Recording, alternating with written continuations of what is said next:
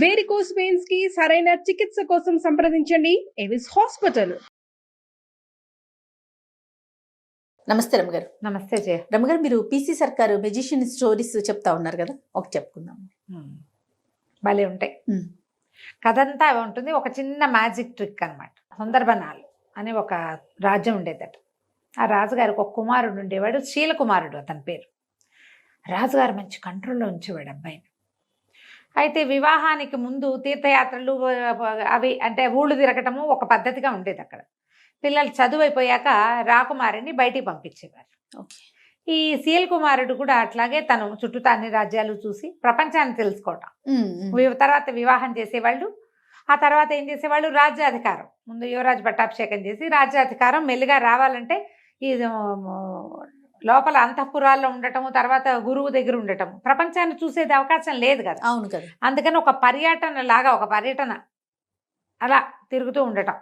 అందుకని చెప్పి శీలకుమారిని పంపించాడు. ఇతను ఈ సుందరబనాల నుంచి బయటికి వెళ్ళి తమకి కొంత దూరంలో ఉన్న ఒక కోసల రాజ్యానికి వెళ్ళాడు.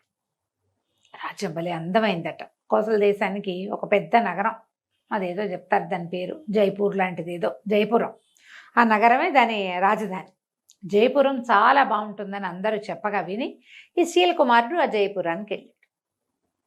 వెళ్తే సరే చాలా బాగుంది. ఆ వెళ్తూ ఉంటే ఒక పెద్ద పెద్ద తోటలు కనపడ్డాయి అతనికి.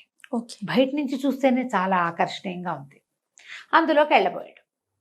లోపలికి వెళ్ళబోతే తోటమాలి వాళ్ళు అడ్డుకున్నారు. వాకిట్లో ఉన్న వాళ్ళు, సెక్యూరిటీ వాళ్ళు ఉంటారు కదా, ఇది అందరూ వెళ్ళేది కాదండి, మీరు ఎక్కడో బయట ఊళ్ళ నుంచి వచ్చినట్టు, ఈ ఊరు వాళ్ళు ఎవరు ఇందులోకి వెళ్ళరు, ఇది రాజకుమార్తె శాలిని యొక్క సొంత ఉద్యానవనం, ఆమె తిరుగుతుంది, ఇది ఇప్పుడు మీకు ఇక్కడ కనపడుతుంది కానీ కోటకి అంతఃపురానికి అనుసంధానంగా ఉన్నది ఇది. అంతఃపురం నుంచి రాణి అమ్మ యువరాణి బయటికి రోడ్ల మీదకి రాకుండా ఒక మార్గం గుండా ఇందులోకి వచ్చేస్తుంది. ఇప్పుడు అంతఃపురానికి అనుసంధానంగా ఉన్నట్టు అనమాట ఇది.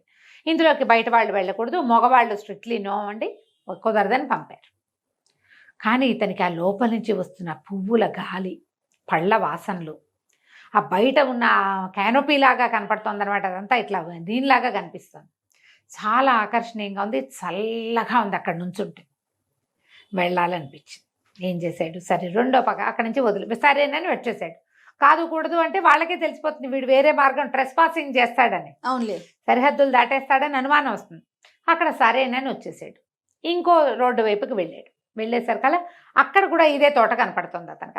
అది ఇక్కడి నుంచి అక్కడ దాకా ఉంది. ఓహో, సరే ఎవరు లేరని చూసి ఇతను ఏం చేశాడు, గుర్రాన్ని కొంచెం అవతలగా కట్టేసి మాటుగా చాటుగా కట్టేసి చల్లగా ఆ గోడ దూకి లోపలికి వెళ్ళాడు. వెళ్తే ఎంత బాగుందో, మన ఊళ్ళలో లేవు ఇలాంటివి అనిపించింది. వాళ్ళ ఊళ్ళో ఏంటి, రాజకుమార్తెలు లేరు, వాళ్ళకి అబ్బాయిలు ఉన్నారు, అబ్బాయే ఉన్నది. అబ్బాయి కోసం అతను వేటకు అడవికి వెళ్తాడు. అతనికి తోట అవి ఎందుకు, ఏవో మామూలుగా తోటలు పెంచారు. ఈ ప్రత్యేకంగా రాజకుమార్తె కోసం అక్కడక్కడ లతానీ కుంజాలు, చక్కా పొదరిళ్ళు, దేనికి దానికి బెడ్స్గా వేసిన గులాబీలు, మల్లెలు, ఇలా రకరకాల చెట్లు, ఇన్ని పువ్వులు ఉండేసరికల్లా ఎన్నో తుమ్మెదలు, తర్వాత సీతాకోక చిలకలు, పిచుకలు ఎన్ని ఉన్నాయో. సంతోషం పట్టలేకపోయాడు అతను. అంత గ్రీనరీ, ఆ కలర్ఫుల్గా ఉన్న దాన్ని చూసేసరికల్లా ఒక ఆత్మానందానికి లోనయ్యి అంతా తిరిగి దొరికిన పళ్ళేవో 4 కోసుకుని తిని తర్వాత ఏం చేశాడు, పక్కన ఒక చిన్న పొదరిల్లు లాగా ఉంటే దాని మీద ఒక బెంచ్ ఉంది. దాని పక్కన ఆ బెంచ్ మీద కూర్చుంటే హాయిగా ఉంది. కూర్చుని అతని దగ్గర పిల్లని గ్రోబ్ ఉంది, అతనికి ఫ్లూట్ వాయించే అలవాటు. ఈ బోర్డును దోపుకున్నాడు. నడువు కట్టుకునే దట్టీలో, ఆ దట్టీలో నుంచి ఫ్లూట్ తీసి వాయించడం మొదలుపెట్టాడు. కాసేపు అయ్యేసరికల్లా ఏమైంది, ఫ్లూట్ వాయిస్తూ హాయిగా సంతోషంగా ఉన్నాడు. చల్లగా మధురమైన వాసనలు వచ్చే ఆ గాలి పీలుస్తూ అట్లా మైమరిచిపోయినాడు. ఎక్కడి నుంచి వచ్చిందో ఒక నాగుపాము అతన్ని కాటేసింది. అయ్యో, కెవ్వమన్నాడు, గిలగిలా తన్నుకున్నాడు, పడిపోయాడు కింద, మొహం నీలంగా అయిపోయింది. ఎప్పుడైతే ఇతను ఫ్లూట్ మొదలు పెట్టాడో దీనికి ఈ తోటకి అంతఃపురం నుంచి యువతలకు వచ్చాక ఇక్కడ కూడా ఒక చిన్న సౌధం లాంటిది ఉంది. రాకుమార్తె ఒక 2 చెలికత్తెలతోటి అక్కడ వచ్చి ఉంది. ఫ్లూట్ వినిపించేసరికల్లా ఆ అమ్మాయి ఎవరా అని, ఎవరు వచ్చారు తోటలోకి, ఫ్లూట్ ఎట్లా వినపడుతుంది, ఎవరు ఏమిటని ఒక దీని దగ్గర గవాక్షం దగ్గర ఒక కిటికీ దగ్గరకు వచ్చి నిలబడి చూస్తోంది. దగ్గరలోనే ఉంది దానికి. ఆ అబ్బాయి గమనించుకోవాలి. చూసేసరికల్లా ఎవరో కుర్రాడి వయసుండి అతని కేసే చూస్తుంది. ఉన్నట్టుండి పాము కాటేయటం, అతను కేక పెట్టడం, ఆ అమ్మాయి పరిగెత్తుకుంటూ వచ్చి చెలికత్తెల సహాయంతో ఇతను చూసేసరికల్ కనపడింది. ఈ చెలికత్తెల్లో ఒక చెలికత్తె తల్లి విషవైద్యం తెలిసిన తల్లి. ఆ పిల్లకు కూడా కొంత తెలుసు. ఈ అమ్మాయి ఏమందంటే, ఇది పలానా పామమ్మ, దీనికి వేరు పెట్టి వైద్యం చేస్తే ప్రమాదం తప్పుతుందంటే సాయం పట్టండి అని ముగ్గురు కలిసి అతన్ని లోపల గదుల్లోకి తీసుకొచ్చారు. తీసుకొచ్చి రాకుమార్తె అతను ఇక్కడ ఇందులో ట్రెస్ పాసింగ్ చేసి లోపలికి వచ్చాడంటే అతనికి శిక్ష పడుతుంది. అంతేగా. అతనేమి తనని చూడడానికి రాలా, ఈ తోట సౌందర్యం కోసం వచ్చాడు. ఆ సంగీతం బాగుంది, రాకుమారుడు చక్కగా ఉన్నాడు. ఎవ్వరికీ చెప్పకుండా 5-6 రోజుల పాటు అతన్ని అక్కడే దాచిపెట్టి వైద్యం చేయించి అతను కోలుకునేదాకా కాపాడింది. ఓకే. కాపాడి పంపించేద్దాం అనుకుంది. కాస్త కోలుకునేసరికల్లా తన ఫ్లూట్ వాయించడము, కబుర్లు, మాటల్లో మెల్లిగా మనసు ఇచ్చిపుచ్చుకున్నారు వీళ్ళు. కోలుకున్న తర్వాత ఇతను, నేను బయలుదేరి చాలా కాలం అయింది, ఇంటికి వెళ్ళిపోతాను అని చెప్పి, నాకు కూడా వివాహ ప్రయత్నాలు చేస్తున్నారు అని తెలుసుకున్నాడు. ఆ అమ్మాయికి నాకు కూడా వివాహ ప్రయత్నం చేస్తున్నారు, ఎట్లాగో ఉత్తరాలు రాస్తారు, మీ దగ్గర నుంచి ఫోటోలు వస్తాయి, నేను నిన్నే సెలెక్ట్ చేసుకుంటా, మన ఇద్దరం పెళ్లి చేసుకుందామని ఆ అమ్మాయికి మాట ఇచ్చి ఇంటికి వచ్చేసాడు. ఇంటికి వచ్చి కొద్ది రోజులు గడిచినాక ఇతను ఈ శాలిని చేసుకుంటా అని చెప్పి గనక చెప్పాడో నాన్నకి, నాన్న తిరగబడిపోతాడు. వాళ్ళ నాన్న ఈ పిల్లాడిని, కుర్రవాడిని అతనే ఉద్దేశం చెప్పేలాగా కానీ, అతని అభిప్రాయానికి విలువిచ్చేలాగా కానీ, చాయిస్ అతనికే వదిలేయటం కానీ చేయడు ఆయన. ఓహో. చాలా గట్టివాడు తండ్రి. అతను ఆ పద్ధతిలో లేడు ఆయన. ఇప్పుడు ఏం చేయాలని ఆలోచిస్తుంటే రకరకాల పెళ్లి సంబంధాలు వచ్చినాయి. శాలిని ఫోటో కూడా ఉంది అందులో. ఓకే. ఆ చిత్తరువు కూడా ఉంది.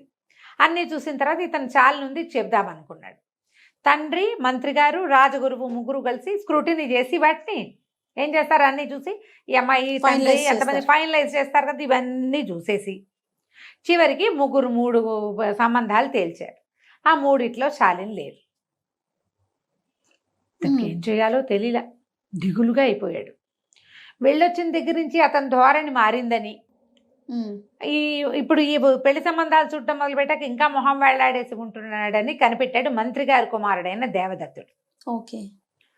ఏమిటో ఇలా డల్గా ఉన్నావు ఏమిటి అని ప్రశ్నించేసరికి ఇంకెవ్వరికి చెప్పలేక ఈ శీల్ కుమారుడు ఏం చేశాడంటే దేవదత్తుడికి చెప్పాడు ఈ సంగతి. నేనేం చేయను, నేనేమో అమ్మాయికి మాటిచ్చి వచ్చాను, తను నచ్చింది నాకు, నా ప్రాణం కాపాడింది, అమ్మాయి చాలా బాగుంది, రాజ్యము వాళ్ళ ఏర్పాట్లు మరీ బాగున్నాయి, మా నాన్నగారేమో తేల్చిన సంబంధాల్లో శాలిని లేదు. అక్కడికి రాజగురువు మంత్రి గారు అబ్బాయిని అడగండి అంటే ఏం పర్వాలేదు, నేనే సెలెక్ట్ చేస్తే మా అబ్బాయి అది చేసుకుంటాడని మొదలుపెట్టాడు ఆయన. అబ్బాయి నేను చేసుకోనని అనలేడు, అందరి ముందు పరుగు పోతుంది తండ్రిది. ఏం చేయాలో తెలియట్లేదు అంటే దేవదత్తుడు అన్నాడు, దానికే ఉంది, మనకి మంత్రవాది ఒక ఆయన ఉన్నాడు, అంటే ఐంద్రజాలికుడు, అదే మంత్రవాది అని అనకూడదు, ఇంద్రజాలం చేస్తాడు, ఆయన పేరు ఏదో భయంకర లాంటిది పేరు, ఆయనతోటి మాట్లాడదాము, ఏదైనా సలహా చెప్తాడని అక్కడికి వెళ్ళి రాకుమారుడు ఇట్లా ఒక అమ్మాయిని ప్రేమించాడు, రాజకుమార్తెనే, కానీ తండ్రి గారు సెలెక్ట్ చేసిన సంబంధాల్లో ఆ సంబంధం లేదు, ఏం చెయ్యాలి అంటే అతను అన్నాడు, సరే నేను చెప్తాను లేవు ఉపాయం, చూద్దామన్నాడు. చూద్దామన్న తర్వాత సరే మంత్రి గారు వీళ్ళంతా సంబంధాలు తీస్తున్నారుగా, ఈ 3 సంబంధాలు ఈ అబ్బాయికి చూపించారు. ఆ అబ్బాయి నేను తేల్చుకోలేకపోతున్నానని చెప్పాడు. తేల్చుకోలేకపోతున్నాను అనేసరికల్లా సరే ఈ 3 తేల్చుకోకపోతే అవన్నీ చూడని మొత్తం పటాలన్నీ పెట్టారు. మాట్లాడపోతే అప్పుడు ఇంద్రజాలికుడు కూడా వచ్చాడు, వాళ్ళు 4 మాట్లాడుకునే చోటు. అట్లా కాదు, ఇప్పుడు రాజకుమారుడికి కంటికి నచ్చడం కాదు, మనసుకి నచ్చాలి. అంతేగా. హృదయ ఫలకం మీద ఎవరి పేరుందో ఆ పిల్లని చేస్తే అతను సంతోషంగా ఉంటాడు, మన రాజ్యానికి అద్భుతమైన వారసులు కలుగుతారు, సంతోషం వల్ల రాజ్యం బాగుంటుంది అనేసరికల్లా మంత్రి గారు పక్కపక్కన హృదయ ఫలకాన్ని ఎవరు చూస్తారండి అన్నాడు. ఎందుకు హృదయ ఫలకాన్ని చూసేందుకు అవకాశం ఉందండి, మన దగ్గర బ్రహ్మాండమైన విద్య ఒకటి ఉంది, మీరు పని చేయండి, ఈ వచ్చిన రాజకుమార్తెల పేర్లన్నీ లిస్ట్ అవుట్ చేసి ఒక కాగితం మీద రాయండి, రాజకుమారుడు మనసుకి ఏ సంబంధం నచ్చిందో ఆ అమ్మాయి పేరుని ఆయన హృదయ ఫలకం మీద వచ్చేలాగా నేను చేస్తాను, బాగుందిగా అని చెప్పాడు మన ఈయన ఐంద్రజాలికుడు. కొంచెం బాగా ఆలోచించారు. ఈయన చెప్తున్నాడు కదా, ఆయన కొంచెం గట్టిగా పేరెన్నిక కన్నవాడు, ఏదైనా తమాషా మ్యాజిక్లు బాగా చేయగలిగేవాడు, ఒక్కోసారి పెద్ద పెద్ద విషయాల్లో కూడా ఆయన సలహా పాటించారు వీళ్ళు. ఓకే. అందుకని ఈ లోపల మంత్రి కుమారుడు దేవదత్తుడు అన్నాడు, ఇది చేసి తీరాలి ఇట్లాగే, అప్పుడే కదా ఇతనికి ఎవరు నచ్చారో మనకు తెలుస్తుంది అని అతను బలపరిచేశారు. కల్లా కుమారుడి మాట విన్న మంత్రి గారు కూడా మరి పిల్లలు కోరుకుంటారు, అది రాజకుమారుడి మాట కూడా ఇదే అయి ఉంటుంది అని ఆలోచించి సరే ఒప్పుకున్నాడు. ఒప్పుకున్నాక ఇతను ఐంద్రజాలికుడు అన్నాడు, ఈ ట్రిక్ ఇది నేను ఈ మంత్రం అందరి ముందు చేస్తా, మనం సభలో చేసి చూద్దాం కావాలంటే, రాజుగారు తిరిగిపోకుండా అనమాట. ఓకే. ఆ సంబంధం మనం వద్దనుకున్నామని ఆయన అంటాడేమోనని సభలో చేద్దామన్నారు. సరే, రేపొద్దున ఆ పరీక్ష హృదయ ఫలకాన్ని సందర్శనం. మర్నాడు పొద్దున రాజకుమారుడు వచ్చి కూర్చున్నాడు ఓకే. సభలో. లిస్ట్ అవుట్ చేశారు, ఒక 15 సంబంధాలు రాశారు, పేర్లు అందరు యువరాణుల పేర్లు రాశారు. రాశాక ఏం చేశాడు ఈయన, బోల్డ్ అని మంత్రాలు చదివి రాజకుమారుడి చుట్టూతా ఇట్లా చేసి దిష్టి తీసినట్టు దాన్ని అంటించేశాడు. ఓకే. ఆ కాగితాన్ని అంటించేశాడు. కాగితం అంటించి దాన్ని ఒక పళ్ళెంలో వేసాడు. వేస్తే కాగితం అంటుకుపోయి మొత్తం కాలి బూడిదొచ్చింది. అంతేగా మసి వస్తుంది, మసి కాలిపోతుంది. కాగితం అంటుకుంటే ఎలా వస్తుంది, నల్లటి వస్తుంది కదా. సరే, ఇతను ఏం చేశాడు, రాజకుమార మీ చొక్కా విప్పండి అని చెప్పి అతను షర్ట్ విప్పించారు. చొక్కా విప్పిన తర్వాత ఈ మసి తీసి రాజకుమారుడి గుండెల మీద ఇట్లా ఇట్లా ఇట్లా ఇట్లా రుద్దాడు. రుద్దంగానే ఒక పేరు ప్రత్యక్షమైంది అక్కడ, శాలిని అనుంది.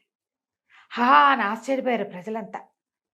ఎట్లా వచ్చింది అంటే ఈయన మనసులో అంత గాఢంగా అమ్మాయి నచ్చింది, అది హృదయ ఫలకం మీద కనపడింది కదా, ఇంకేముంది శాలినితోటే పెళ్ళి అన్నారు. అక్కడి నుంచి కాకోసల రాజ్యానికి కబురు చేశారు, మీ అమ్మాయిని మా అబ్బాయికి చేసుకుంటామన్నారు. వివాహం అయిపోయింది, వీళ్ళంతా అక్కడికి తరలి వెళ్ళారు. తోటలోనే పెళ్ళి అడిగాడు రాజకుమారుడు, ఆ తోటలో బ్రహ్మాండంగా విందు చేశారు, అన్నీ హాయిగా అయిపోయింది. శాలినికి అక్కడ తోటలో విహరించడం అలవాటు కాబట్టి ఇక్కడ కూడా అలాంటి తోట నిర్మించడానికి అక్కడి నుంచే శిల్పులు తోటమాళ్ళు అందరినీ తీసుకెళ్తానని చెప్పాడు. బాగుంది. ఇంటికి వచ్చారు, సుందరవనానికి తిరిగి వచ్చేసారు. వచ్చిన తర్వాత ఆ రోజు రాత్రి పునఃసమాగమం అని గదిలోకి పంపించారు. ఈయన ఏం చేశాడంటే ఒక చక్కటి సబ్బు గిఫ్ట్ చేశాడు రాకుమార్తెకి. రాజకుమారుడు శీలకుమారుడు శాలినికి ఇచ్చాడు. ఇచ్చేసరికి శాలిని ఏమిటి ఇంతకంటే గొప్ప బహుమతి దొరకలేదంటే, ఎందుకు ఈ బహుమతి, దీనివల్లే నువ్వు నాకు దక్కేవు, లేకపోతే నువ్వు దక్కేదానివి కాదు, నేను మా నాన్నగారి మాట కాదనలేక చేసుకునేవాడిని అని చెప్పాడు. ఏం చేశారట, సబ్బు నానబెట్టి సబ్బుతోటి అతని గుండెల మీద శాలిని అని రాశారు. ఆల్రెడీ అది ఆరిపోయింది, ఆరిపోయి ఉండిపోయింది ఒంటి మీద. కడిగితే కదా పోయేది సబ్బు. ఈ మసి పూసేసరికల్లా అంటుకున్న సబ్బు మీద మసి అంటుకుని శాలిని అని కనపడింది. హృదయ ఫలకం దాని మీద రాసినట్టు కనిపించింది. ట్రిక్ చూడు, మ్యాజిక్ ట్రిక్, సూపర్. మనం ఏదైనా ఒక అక్షరాలు ప్రత్యక్షం లాగా చేయాలంటే ఇప్పుడు మన వాళ్ళు ఏం చేస్తున్నారు, రాసేసుకుంటారు పేరు, దాని మీద ఈ మన సెలోఫెన్ టేప్ తీసి ఇస్తే సరిపోతుంది.